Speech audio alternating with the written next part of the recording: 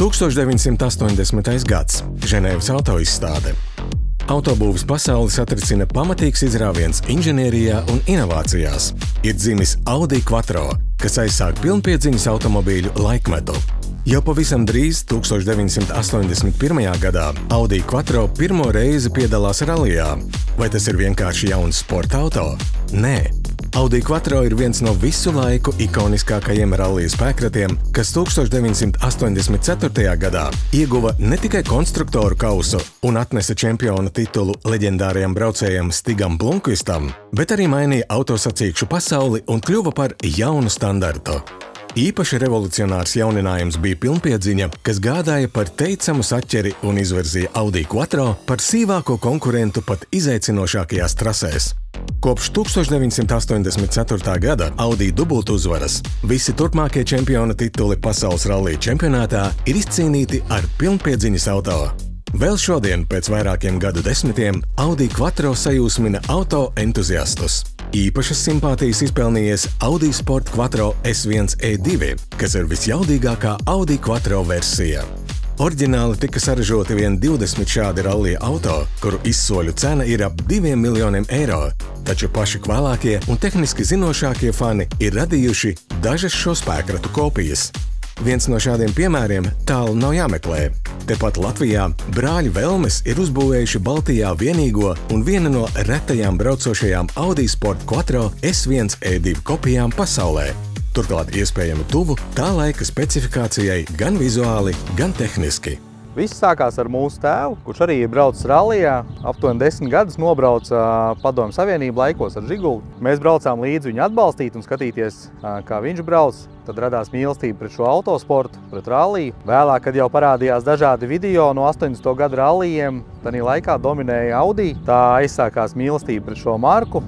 Un no 4 modeļiem Audi, kas piedalījās šajā laikā, tātad Audi S1 bija visjaudīgākais un visātrākais. Un, protams, bija sapnis kādreiz šo automašīnu redzēt dzīvē.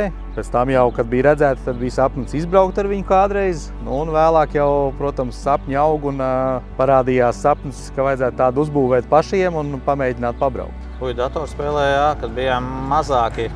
Bieži spēlējām datorspēles arī, un tad jau mēs uzreiz bija tāds Colin McRae rallijs, un mēs vienmēr izvēlējāmies to mašīnu. Viņa tur bija visātrākā.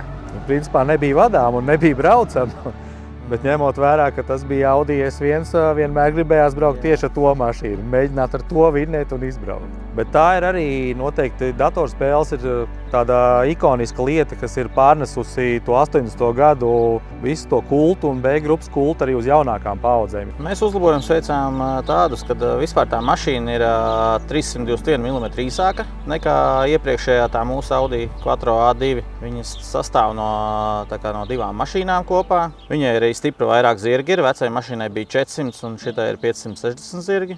Papildus arī viss ir principā no stikla šķiedras virsbūves sastāv. Viņa ir stipri un vieglāk, kaut kādiem 200 kg vieglāk nekā iepriekšējā mašīna. Būvniecība laikam paņēma beigās, izskatās 3,5 gadus. Sākumā nostrādāts, domāju, kāds 6 mēneši katru dienu ir, un pēc tam ir pa brīvdienām strādāts. Grūtākais viņa bija salikt no tām 2 mašīnām kopā un atrast tieši visus izmērus, kā viņam jānāk kopā, un bildes, un viss ir ļoti daudz pavadīts laika pēc tā. To visu redzēs trasē, ko viņi parādīs. Pagaidām mēs vēl īsti minam, kāda viņa būs, bet viņai jābūt ātrai.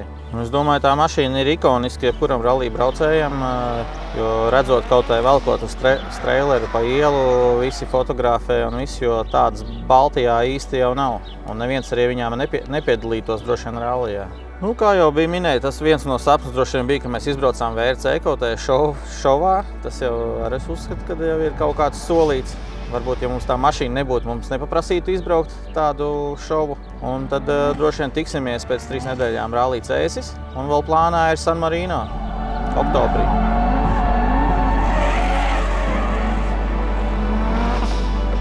Ļoti daudz jautājumu, kāpēc mēs vispār to mašīnu braucam, jo viņi taču var pārdot par tik labu naudu un pēc tam aizbraukt daudz ceļojumos vai nopirkt kādu jaunu Audi vietā. Bet ņemot vērā, ka tas ir bijis bērnības sapnis un ir tik daudz gadus uz to iets, mums tiešām gribās viņu izbaudīt un pabraukt pašiem, nevis vienkārši uztaisīt, nolikt viņu kaut kur vai pārdot, bet tās emocijas jau mums sagādā braukšana. Mēs mīlam braukt un piedalīties rallijā un viss, kas ir saistīts ar to. Un līdz ar to mēs vēlamies ar šo mašīnu priecēt gan citus, gan sevi.